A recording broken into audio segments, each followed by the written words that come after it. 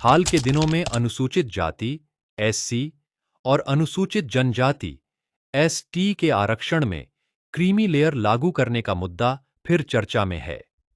केंद्र सरकार ने अगस्त 2026 में सुप्रीम कोर्ट में अपना पक्ष रखते हुए कहा कि SC/ST आरक्षण में ओबीसी की तरह क्रीमी लेयर का सिद्धांत लागू नहीं किया जाना चाहिए।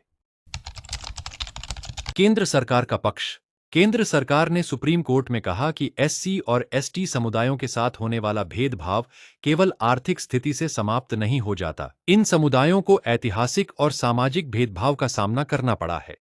इसीलिए केवल आय या आर्थिक स्थिति के आधार पर उन्हें आरक्षण से बाहर करना संविधान की भावना के अनुरूप नहीं होगा। सरकार का तर्क है कि SC/ST आरक्षण का आधार सामाजिक और ऐतिहासिक वंचना है, न कि केवल आर्थिक पिछड़ापन।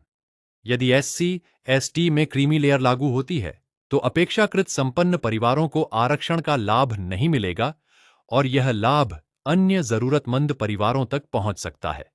दूसरी ओर, इसके विरोध में यह तर्क दिया जाता है कि आर्थिक रूप से मजबूत होने के बाद भी SC/ST समुदाय के लोगों को सामाजिक भेदभाव का सामना करना पड़ सकता है, इसलिए उन्हें आरक्षण से वंचित करना उचित नहीं होगा।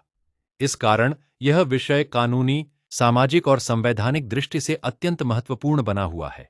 SC/ST में क्रीमी लेयर का प्रश्न केवल आर्थिक नहीं, बल्कि सामाजिक न्याय और संविधान की मूल भावना से जुड़ा हुआ है। फिलहाल केंद्र सरकार ने सुप्रीम कोर्ट में स्पष्ट किया है कि वह SC/ST आरक्षण में ओबीसी जैसी क्रीमी लेयर व्यवस्था लागू करने के पक्ष में नहीं है। इस विषय पर अंतिम निर्णय न्यायिक प्रक्रिया और भविष्य की नीतिगत दिशा पर निर्भर करेगा।